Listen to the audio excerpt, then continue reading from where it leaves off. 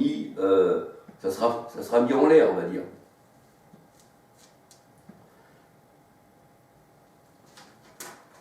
Alors, on va regarder dans Apocalypse 4, verset 10.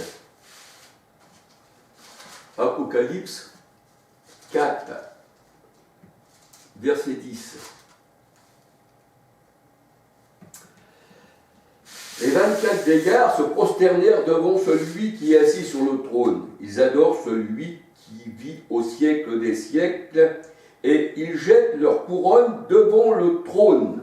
Mais quand ils jettent leur couronne, ça veut dire, la couronne, ça représente les élus du Seigneur, ça représente les brebis du Seigneur, ça représente la couronne que les vieillards ont sur la tête. Ils prennent leur couronne et la jettent devant le trône. Alléluia. Alors, Apocalypse 4, 10, et au verset 11, « Tu es digne, notre Seigneur et notre Dieu, de recevoir la gloire, l'honneur et la puissance, car tu as créé toutes choses, et c'est par ta volonté qu'elles existent et qu'elles ont été créées. » Alléluia. Donc on voit que les 24 vieillards prennent leur couronne, c'est-à-dire de ceux qui ont annoncé le salut, et le mettent devant le trône, car tu es digne, Seigneur. Alléluia. Parce que ceux-ci ont été purifiés par l'Esprit, lavés par l'eau de la parole, et tu es le bon berger, tu es le roi des rois, le Seigneur des seigneurs, tu es donc notre roi et tu es donc notre Seigneur. Alléluia. Alors, Apocalypse 12, verset 1.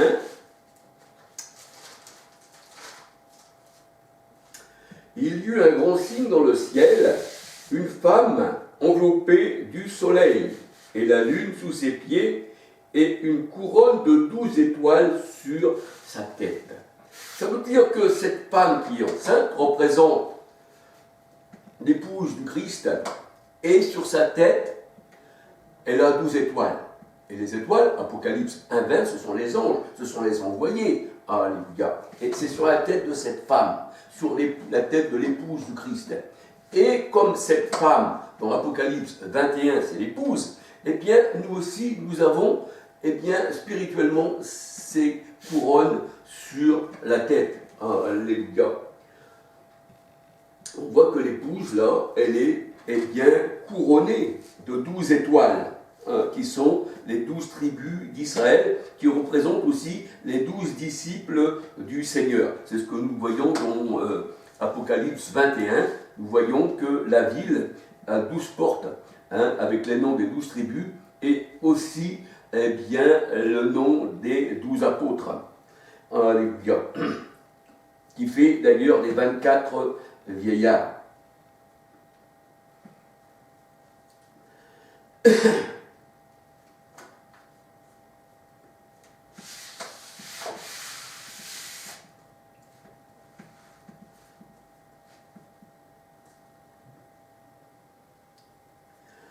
On peut dire que quand le Seigneur a été mis en croix, quand il a été crucifié, on lui a mis une couronne d'épines sur la tête, qui représentait, les épines représentaient ceux qui n'étaient pas encore convertis au Seigneur, c'est-à-dire les païens. Il a pris un nombre 33, verset 55, les épines, ça représente les nations. Je crois que c'est dans Michée 7, verset 15-16, il me semble aussi, je ne veux pas... Voilà. Mais les épines, dans la parole de Dieu, ça représente, eh bien, les faux prophètes, dans Matthieu 7, verset 13-14. Et là, on voit que le Seigneur, il porte une couronne d'épines sur la tête. Ça représente que notre roi a pris notre péché, parce que notre cœur était comme un buisson d'épines, et il a fait de nous une race de sacrificateurs. Alléluia. Il s'est dépouillé de son, comment on va dire, de cette couronne de gloire qui représente sa sainteté même au Seigneur. Il est dû prendre une autre couronne. C'est pour ça que la parole de Dieu, elle dit, il est dû prendre nos péchés et il nous a donné la vie éternelle. Il nous a donné sa couronne à la place. Alléluia. C'est merveilleux. Dieu est beau. Alléluia. Et grand et merveilleux. Alléluia. Alors, voyons voir dans Proverbe 12, verset 4. Proverbe 12, Proverbe 12. Alléluia, gloire à ton nom, Seigneur.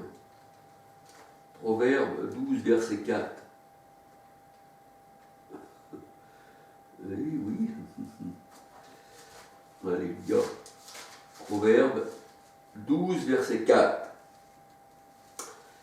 Une femme, Apocalypse 12, 1, qui a les 12 étoiles sur la tête, qui représente Apocalypse 21, verset 1, 2, 9, 10, l'épouse du Christ.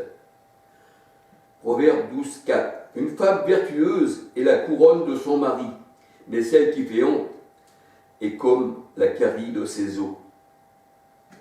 Une femme vertueuse est la couronne de son mari. Et nous faisons partie de l'épouse du Christ. Alléluia.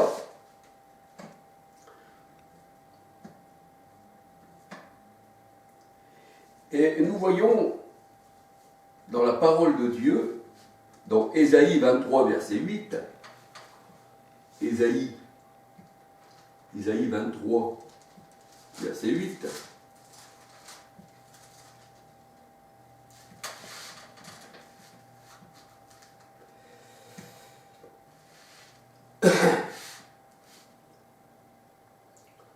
alors ça parle de Tyr, bien entendu. Qui a pris cette résolution contre Tyr, la dispensatrice des couronnes? C'est-à-dire, elle enlève la couronne, bien sûr.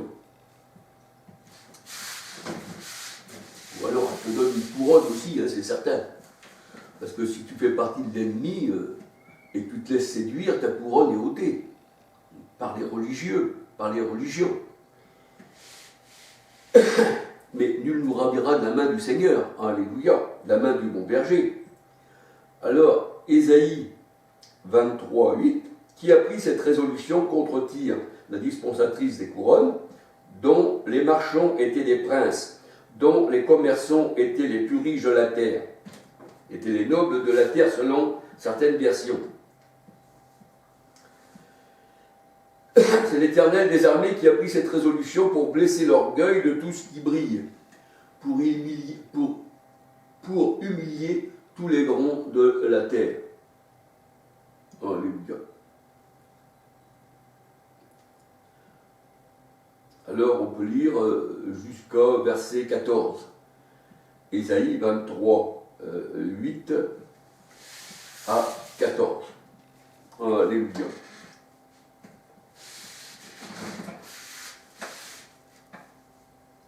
Alors on va voir encore Ésaïe 28, 1 à 9.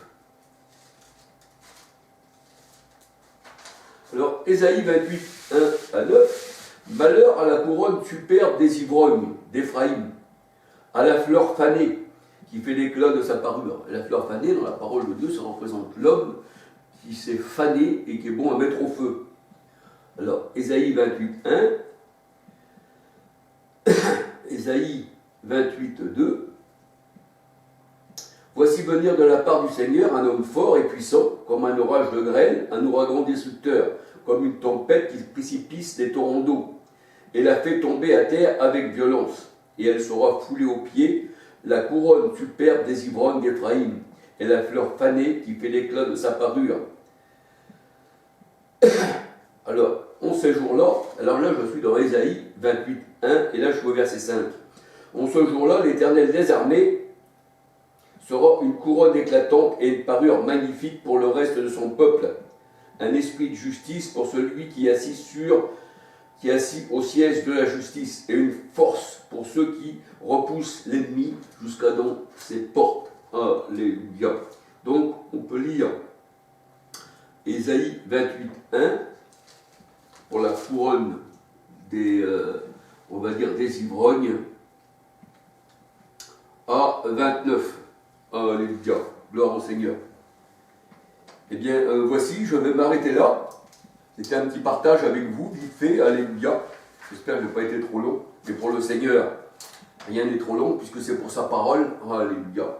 Et nous savons que nous allons passer l'éternité avec lui, et que le peu de temps qu'on est sur la terre, eh bien, il faut mieux être dans la maison du Seigneur que là dans la maison, eh bien, des ivrognes. Alléluia. Qui s'enivrent du vin de Sodome et Gomorrhe. Deutéronome 32, versets 32 à 34. Et Sodome, Apocalypse 11:8, eh bien, c'est Jérusalem où Christ a été crucifié. C'est là où se trouvent les gens qui marchent selon la chair. Alléluia, c'est Agar, c'est l'Arabie, Galates 21 à 31. Eh bien, que le Seigneur vous bénisse, que le Seigneur vous garde. Alléluia.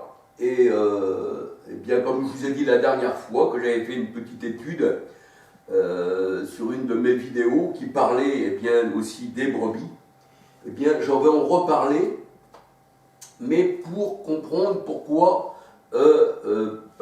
Pierre eh bien, devait manger des animaux qu'il y avait dans la nappe et qui représentaient les païens, qui représentaient les brebis perdues du Seigneur. Hein, c'est pour ça que le Seigneur il dit qu'il va à la rencontre de sa brebis perdue et que le mercenaire ne lui prenait pas soin des brebis, mais le bon berger lui prenait soin. Dans Jean 10, versets 1 à 16. Alléluia.